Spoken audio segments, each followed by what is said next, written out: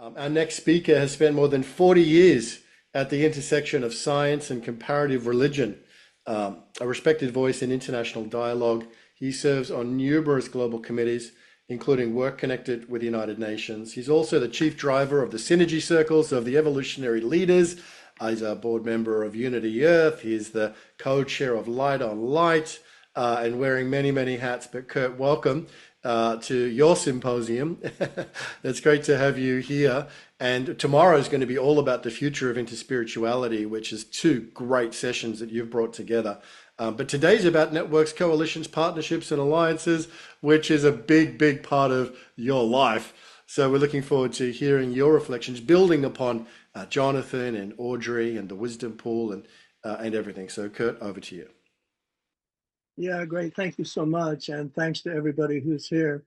Now, I've been able to participate both in the program last night and the program this morning.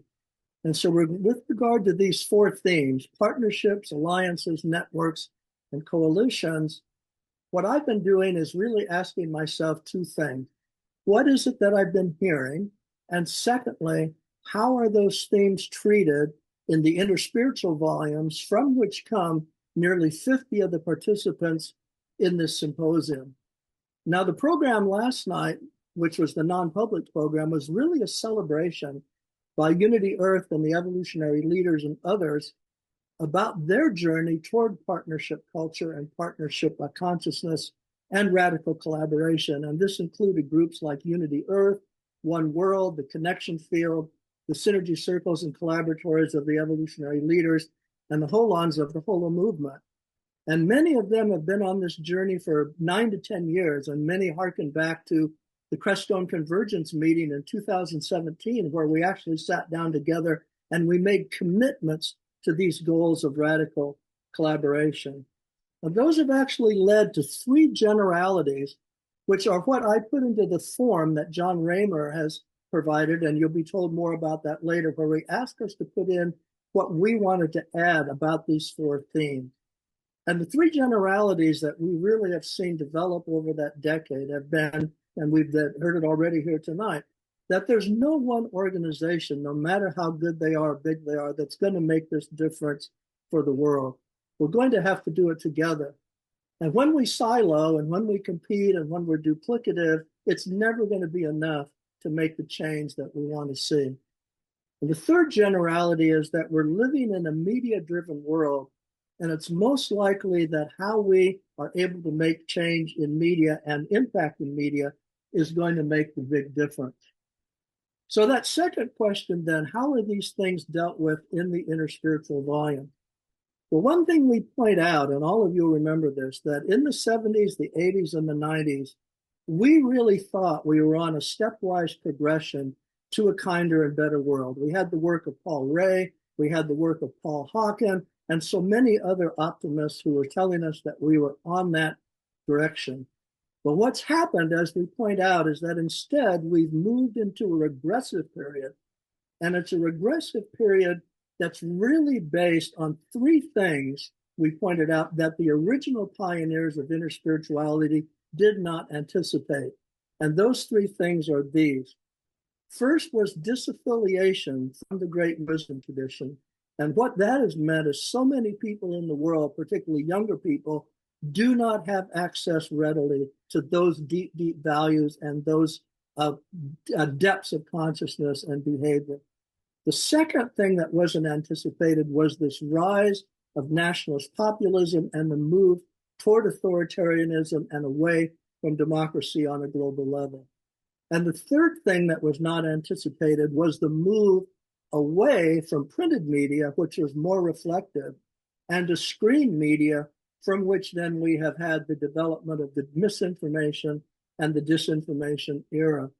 And actually, a group of over 100 sociologists declared these three changes as an evolutionary catastrophe. And the definition of an evolutionary catastrophe in science is something that so changes the norm that you have no idea of how you would get back to any type of a new normal.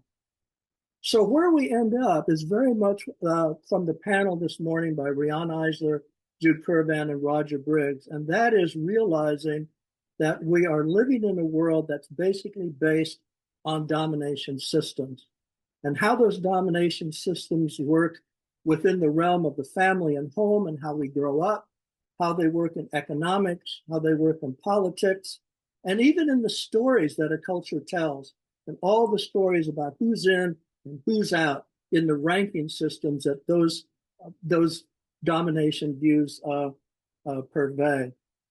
And obviously, we're going to have to move from the domination systems to the partnership systems if we're going to survive, if not having any chance to thrive.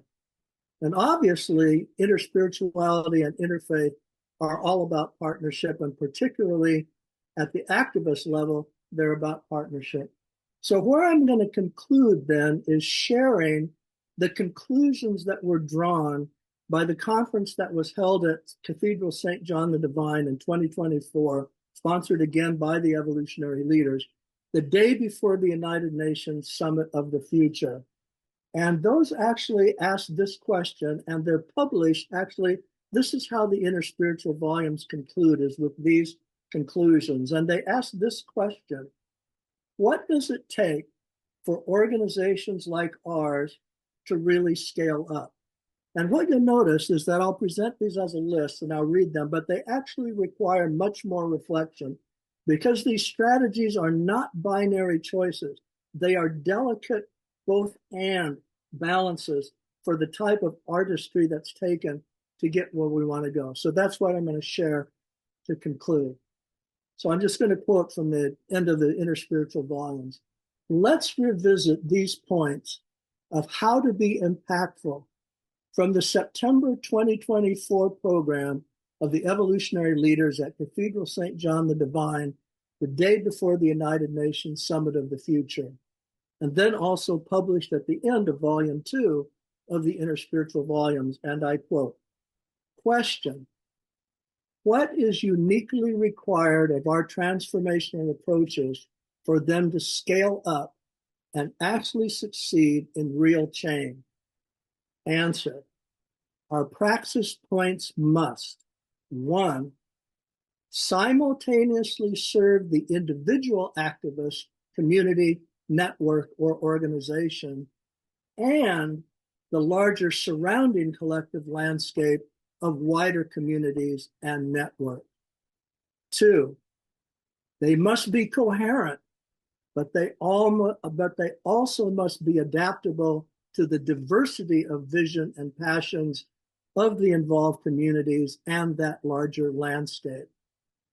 3, they must aim to enable empowered participation, creativity, innovation, and a trusted leadership. 4, they must nurture individuals and groups to be able to lean in deeply for compromises and finding win-wins together. And 5, yes, they must be result and process oriented, but they must always be appreciative and truly interactive. And 6, they must generate radical collaboration. And concluding that in these contexts, we can enable structures that are scalable, in other words, that will naturally evolve and grow. And lastly, and here's the word to all of us here, our work must be persistent and courageous. So I just congratulate everybody here who is on that road together. It's such a thrill to be sharing this journey and this hope. Thanks, Ben. Thanks for everything.